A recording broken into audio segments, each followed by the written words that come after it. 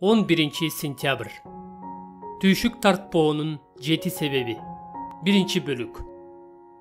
Ошондуктан силерге айтарым: эмне ичип, эмне жейбиз деп жаныңар үчүн, эмне кийебиз деп денеңер үчүн түйшүк тартпагыла.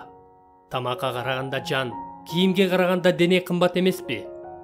Асмандагы канаттууларды карагылачы.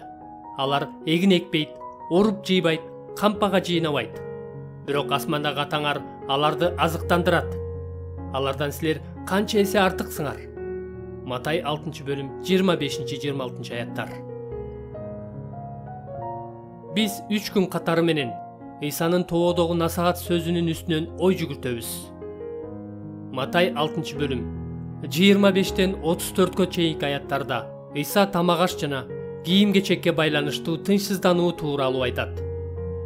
Бирок чындыгында анын сөздөрү тынчсыздануунун бардык түрлөрүнө тиешелүү. Жада калса, социалдык камсыздоо алда канча жакшы өнүккөн Америкада да эл акча каражат, турак жай, тамак аш жана кийим-кечекке байланыштуу катуу тынчсызданышы мүмкүн. Ал эми жакырчылык жашоого чоң коркунуч туудурган жагдайларда жашаган машаякчылар жөнүндө айтпай эле койсок болот.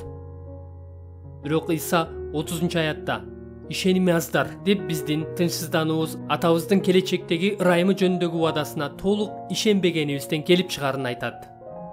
Бул аяттарда Иса тарабынан иштелип чыккан ишенбестикке каршы жакшы күрөшүүгө жана тынчсыздануудан арылууга жардам берген 7 убада камтылган.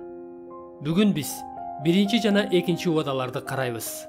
Калгандарын кийинки 2 күндүн ичинде карап чыгабыз. 1 убада. Ошондуктан силерге айтарым: эмне ичип, эмне жейбиз деп жаныңар үчүн, эмне кийебиз деп денеңер үчүн түйшүк тартпагыла. Тамакка караганда жан, кийимге караганда дене кымбат эмеспи? Матай 6-бөлүм 25 аят. Сизди дене жана жашоо менен камсыз кылуу, тамак аш жана кийим-кечек менен камсыз кылууга караганда алда канча татаал жана оор. Бирок чындыгында ошого карабастан Кудай сизди жаратып, экөө менен тең камсыз кылган. Демек, анын сизди тамак аш жана кийим-кечек менен камсыздай алуусу шексиз.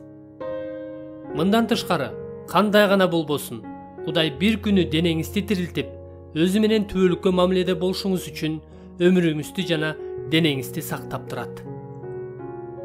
2 убада. Асмандагы канаттууларды карагылачы.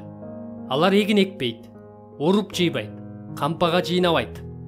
Бирок асмандагы атаңар аларды азыктандырат. Алардан силер канча эсе артыксыңар. Матай 6-бөлүм 26 аят. Эгер Кудай өздөрүнүн азыгын табуу үчүн эч нерсе кыла албаган, сизге окшоп дыйканчылык кылып, өзүн өзү бага албаган канаттуулар сыяктуу арзыбаган жандыктарды азыктандырса, анда ал албетте сизге керектүү нерселер менен сизди ого бетер камсыз кылат. Анткени сиз канаттууларга караганда алда канча баалуусуз.